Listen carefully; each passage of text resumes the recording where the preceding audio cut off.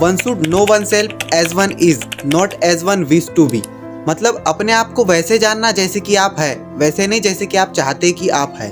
अब देखो इन दोनों बातों में जमीन आसमान का फर्क है। ये स्टेटमेंट है जे कृष्णमूर्ति का। वो कहते हैं ना कि अपने आप को जानने में जैसे कि आप है और अपने आप को जानने में जैसे कि आप चाहते कि आप है, दोनों बातों में बहुत ज्यादा फर्क है। हम ह्यूमन काफी ज्यादा इनसिक्योर है अपनी खामियों को लेकर। हम हमेशा से ही अपनी खामियों पर अपनी खूबियों का पर्दा डालते रहते हैं। हमें पता होता है कि हम जेलस है, फिर भी अपनी काइंडनेस की चादर जेलेसी पर डालकर कहते हैं कि देखो मैं कितना काइंड हूँ। हमें पता होता है कि हमारे अंदर गुस्सा है, फिर भी उस गुस्से पर प्रेम का पर्दा डालकर कहते हैं कि देखो मैं गुस्सा तो करता हूँ पर मेरे अंदर प्रेम है, मेरा स्वभाव गुस्सा करने वाला नहीं प्रेम करने वाला है। हमें पता होता है कि हमारे अंदर वो ईर्ष्या है, जलन है, फिर भी हम उस ईर्ष्या, उस जलन, उस लालच पर एक दिखावटी इम्पति का पर्दा डाल देते हैं कि मेरे अंदर इम्पति है, मेरे अंदर काइंडनेस है और मैं जो हूँ मेरा स्वभाव ईर्ष्या करने वाला नहीं प्रेम करने वाला है और मैं बहुत अच्छा हूँ। इसी बेसिस पर कृष्णमूर्ति कहते हैं कि नो यूर सेल्फ, अपने आप को जानो,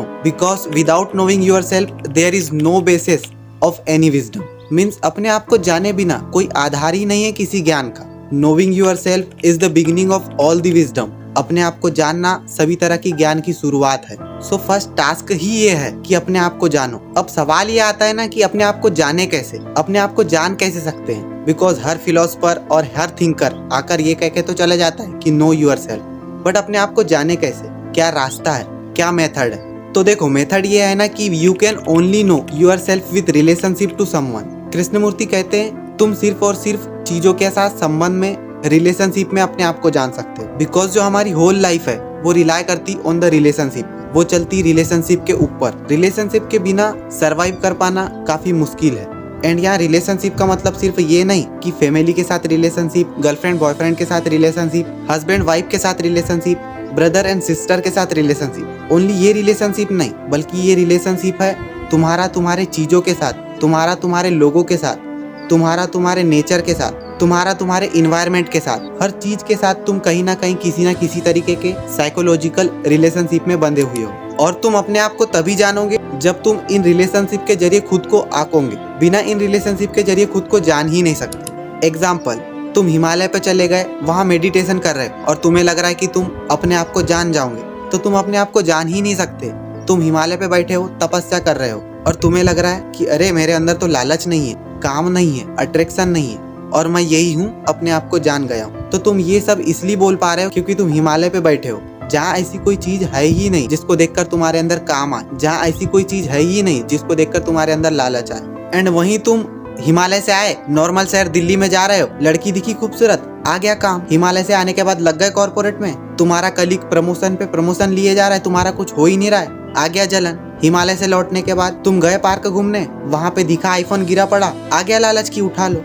तो तुम ये सारी चीजें तब जान पा रहे हो जब तुम किसी चीज के साथ अपने आप को रिलेशनशिप में आक रहे हो। तुमने अपने आप को आईफोन के साथ रिलेशनशिप में आका तो तुम्हें पता चला कि तुम्हारे अंदर लालच है। तुमने अपने आप को अपने कलीग के साथ रिलेशनशिप में आका तो तुम्हें पता चला कि तुम्हारे अंदर जलन है जब उसका प्रमोशन हुआ। तुमने अपने आप को किसी बाहरी अपोजिट जेंडर लड़का या लड़की के साथ रिलेशनशिप में आका तो तुम्हें पता चला कि तुम्हारे अंदर भी काम है। तो ये सारी चीजें तुम्हें तब पता चल रही है ना जब तुम किसी चीज के साथ अपने आप को रिलेशनशिप में आक रहे हो। You can't know yourself in solitude. तुम एकांत में अपने आप को कभी जान ही नहीं सकते। You can only know yourself with relationship to someone और समथिंग। तो ये समझना होगा ना कि if you want to know yourself then चीजों के साथ, लोगों के साथ तुम्हारा रिलेशन क्या है, उसमें बहुत सूक्ष्म दृष्टि डालनी पड़ेगी। तुम्हें देखना पड़ेगा, एनालाइज करना पड़ेगा, बहुत सटल पर्सपेक्टिव चाहिए होगा उस चीजों को समझने के लिए, तब तुम अपने आप को जान पाओगे। तुम कभी भी अपने आप को किसी बुक के जरिए नहीं जान सकते, तुम कभी भी अपने आप को किसी गुरु के जरिए नहीं जान सकते। तुम अपने आप को सिर्फ और सिर्फ तब जान सकते हो जब तुम्हें खुद से इच्छा हो